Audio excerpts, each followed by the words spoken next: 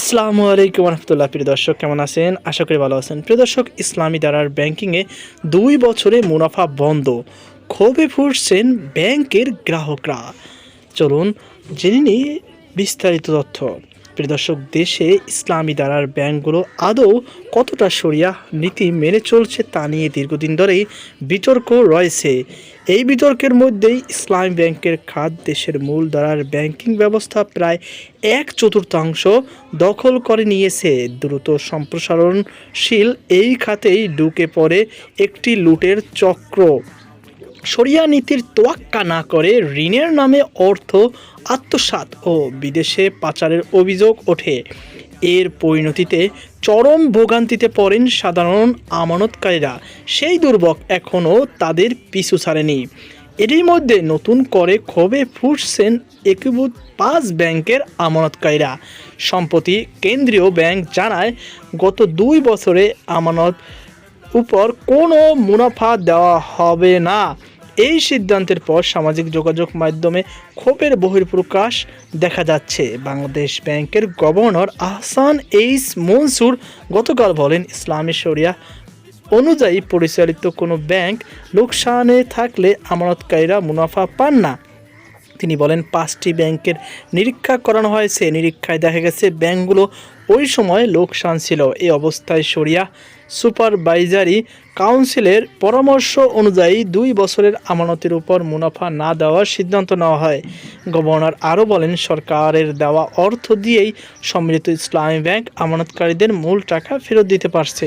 সরকার সহায়তা না দিলে আমানতের মূল টাকাও ফেরত পাওয়াও অনিশ্চিত হয়ে পড়ত। গত বুধবার বাংলাদেশ ব্যাংকের ব্যাংক রেজুলেশন ডিপার্টমেন্টের এক চিঠিতে এক্সিম ব্যাংক, সোশ্যাল ইসলামী ব্যাংক, ফার্স্ট সিকিউরিটি ইসলামী ব্যাংক, গ্লোবাল ইসলামী ব্যাংক ও ইউনিয়ন ব্যাংক জানায়, 2024 সালের 1 জানুয়ারি থেকে 2025 সালের 28 ডিসেম্বর পর্যন্ত জমা থাকা আমানতের উপর কোনো মুনাফা দেওয়া হবে না। এই 5টি ব্যাংক একীভূত করে সম্প্রতি সম্মিলিত ইসলামী ব্যাংক নামে নতুন ব্যাংক চালু করা হয়। চলতি বছরের প্রথম দিন থেকেই গ্রাহকরা এই ব্যাংকের মাধ্যমে লেনদেন করছেন। আগামীকাল সোমবার ব্যাংকটির আনুষ্ঠানিক উদ্বোধন হওয়ার কথা রয়েছে। এরই মধ্যে বহু শাখায় পুরনো সাইনবোর্ড বদলে সম্মিলিত ইসলামী ব্যাংকের নামের ব্যানার টানানো হয়েছে। সম্মিলিত ইসলামী ব্যাংক থেকে প্রাথমিকভাবে 2 লাখ টাকা পর্যন্ত আমানত ফেরত দেওয়া হচ্ছে। যাদের হিসাব এর বেশি অর্থ রয়েছে তারা প্রতি 3 মাসে সর্বোচ্চ 1 লাখ টাকা করে 2 বছরের পর্যন্ত তুলতে পারবেন। এ বিষয়ে গত 30 ডিসেম্বর বাংলাদেশ ব্যাংক একটি প্রজ্ঞাপন জারি করে।